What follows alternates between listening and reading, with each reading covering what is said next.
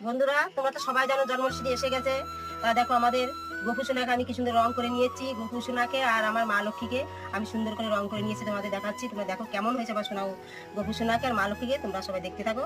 এই দেখো আমি সব দেখাচ্ছি, আমি দেখাই আমার গোপুসোনাই। দেখো, দেখেছো?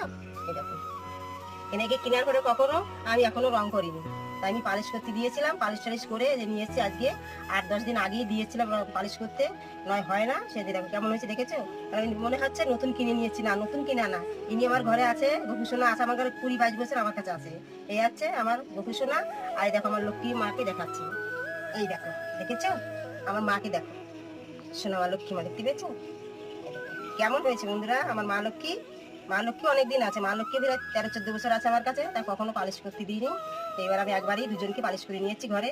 দেখে মনে হচ্ছে তারা এক্ষুনি আমি কিনে নিয়েছি, না কিনা না, একদম সুন্দর করে পালিশ করে নিয়েছে। তাই কেমন হয়েছে আমার সোনা মা লক্ষ্মীকে তোমরা বলবে। আর পরে আবার সাজিয়ে